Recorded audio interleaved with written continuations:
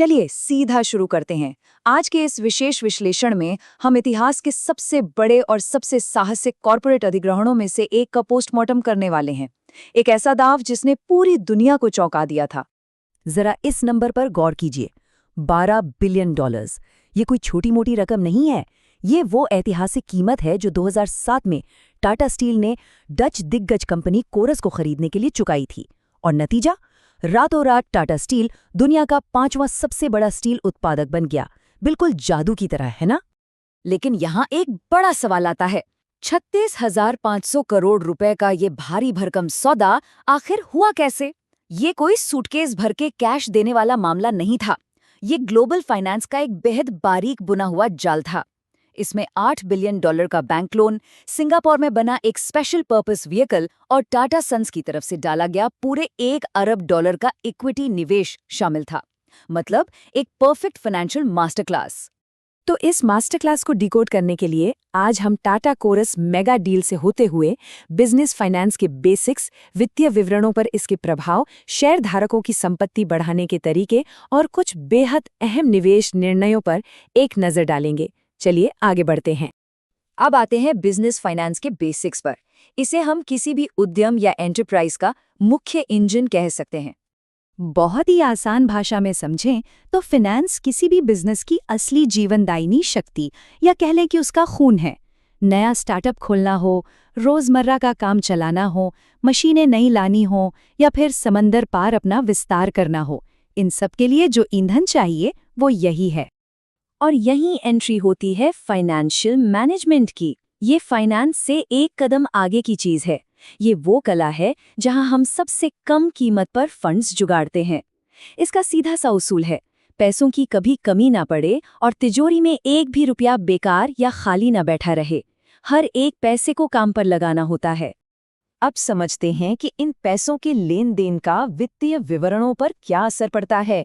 इसका एक जबरदस्त रिपल इफेक्ट होता है। होता यह है कि मैनेजमेंट का हर एक फैसला कंपनी की बैलेंस शीट और प्रॉफिट एंड लॉस अकाउंट का डीएनए ही बदल कर रख देता है।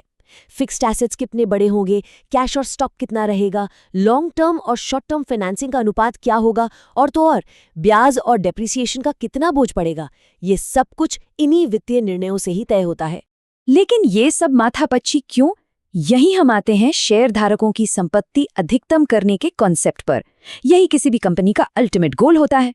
सोचने वाली बात है, दिग्गज कंपनियां इन जटिल स्ट्रक्चर्स और अरबों डॉलर के अधिग्रहणों के पीछे इतना पागल क्यों रहती हैं?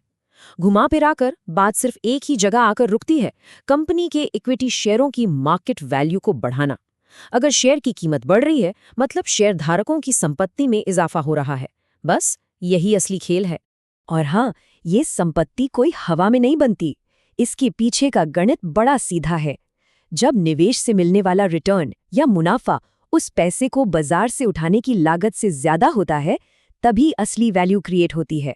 अगर लागत ज्यादा है और रिटर्न कम, तो समझ लीजिए कि नाव डूबने वाली है।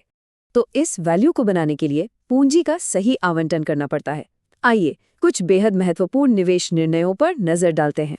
निवेश को हम दो अलग अलग टाइमलाइन में देख सकते हैं। पहला है लॉन्ग टर्म, जिसे कैपिटल बजटिंग कहते हैं, जैसे टाटा का कोरस को खरीदना या कोई बड़ी फैक्ट्री लगाना।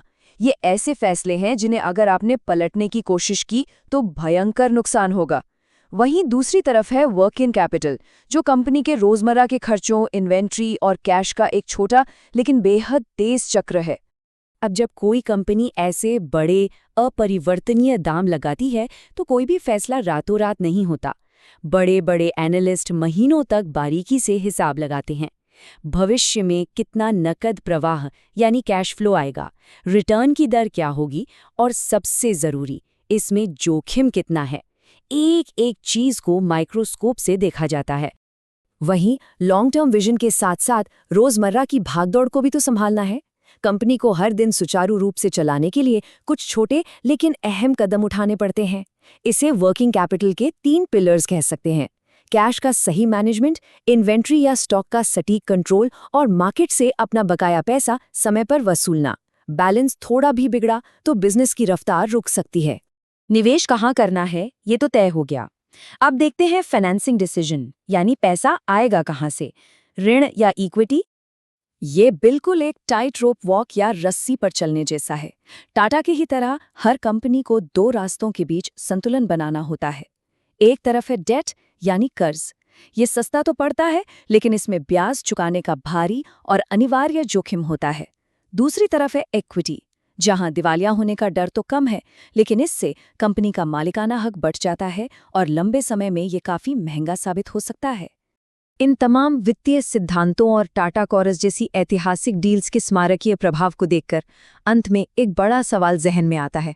जरा सोचिए, क्या आज के दौर के किसी भी उद्यम की वित्तीय संरचना रणनीतिक रूप से इतनी मजबूत है कि वो अगला $1 बिलियन का दांव बेझिझक खेल सके? इसी विचार के साथ आज का यह विश्लेषण हम यहीं समाप्त करते हैं।